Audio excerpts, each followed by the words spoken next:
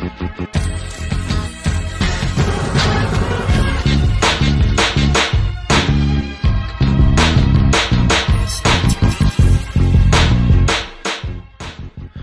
everyone to a new Smart Remarks. I'm your host, Mark Impress Preston.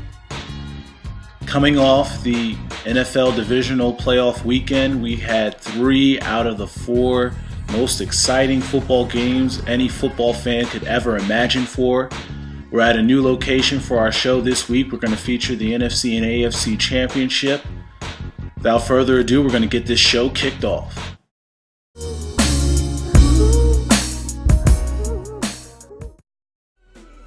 Okay, now for our Markman segment, it's all about the coaches.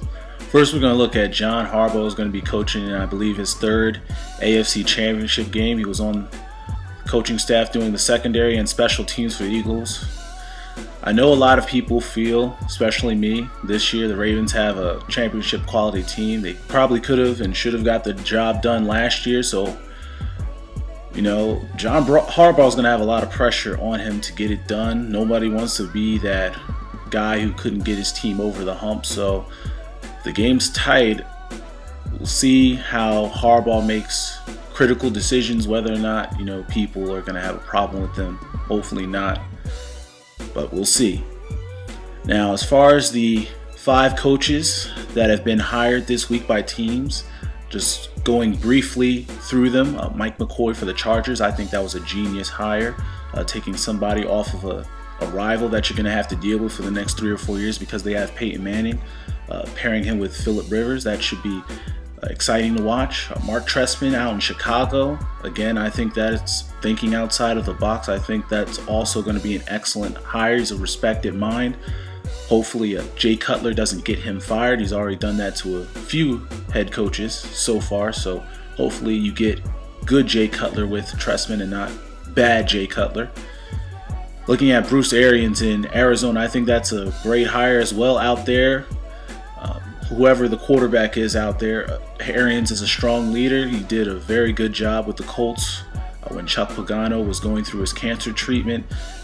Looking at Gus Bradley going to the Jaguars have absolutely nothing but Maurice Jones-Drew down there anyway and a sorry defense. So I think Gus Bradley won't have a lot of pressure on him to be able to get things turned around quickly. He'll be able to take his time and patiently build that team and develop them over the next couple of years. And looking at Chip Kelly, even though he doesn't have any NFL experience, it's a very risky hire for the Eagles.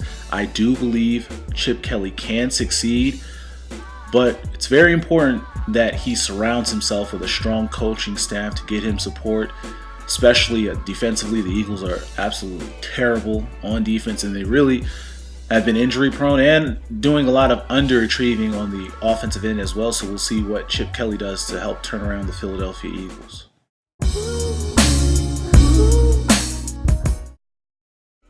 Okay, now for some smart picks. Divisional weekend of the playoffs, I went 3-1, bringing my total playoff record to 7-1. It's not perfect, but I'll take it for now. Looking at the first game at 2 o'clock, the NFC Championship game in Atlanta between the 49ers and the Atlanta Falcons, I do think that the Falcons pose a serious, tough matchup for the 49ers on defense, looking at having to guard Julio Jones, Roddy White, Tony Gonzalez, and Jacquizz Rodgers in the passing game. But I'm not sure if Atlanta is going to be able to run the football against the 49ers the way they did against Seattle last week. I think it's going to be a very competitive game, but Colin Kaepernick just seems unfazed and really not affected by anything. He makes very, very good passes in the passing game. 49ers are a very big physical run team with LaMichael James and Frank Gore and Kendall Hunter.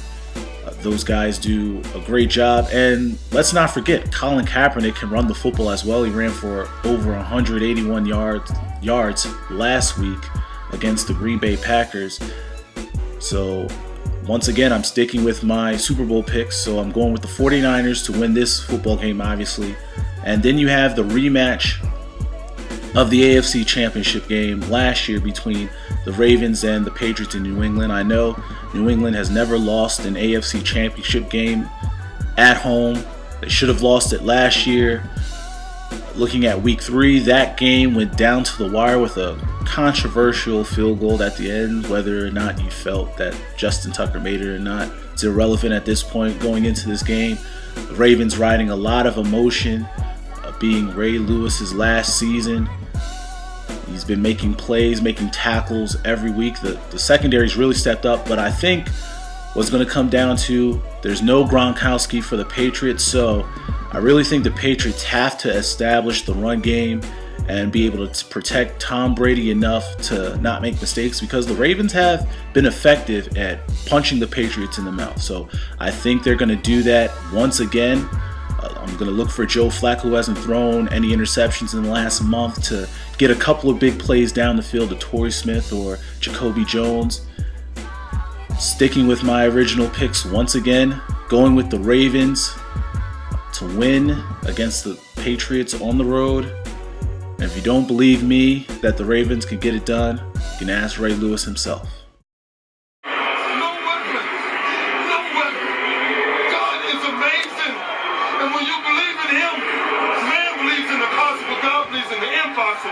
And I told you guys last night, our team was so confident that everything went against us, but we found a way to come here together, and we leave it together.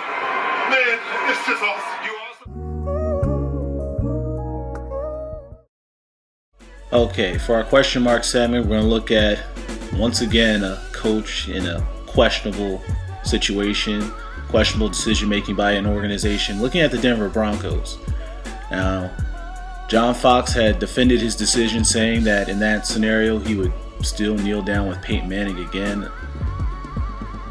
It's this kind of stubbornness that causes teams to lose out on games that they should win, and really lose out on windows of opportunities to win championships. That was not the decision to make, as even though the Falcons were in a different situation, they were behind by a point. Matt Ryan made 2 plays with 2 timeouts, less than 30 seconds to win the game. Even though the Broncos defense gave up a play that they shouldn't have, they still had a chance to win the game at home. They should have attempted to aggressively go out with the best quarterback in the business, arguably, in Peyton Manning, to go out and win the game. But instead, what they do after the season's over, even though Raheem Moore still probably will never live that play down, they fire the secondary coach.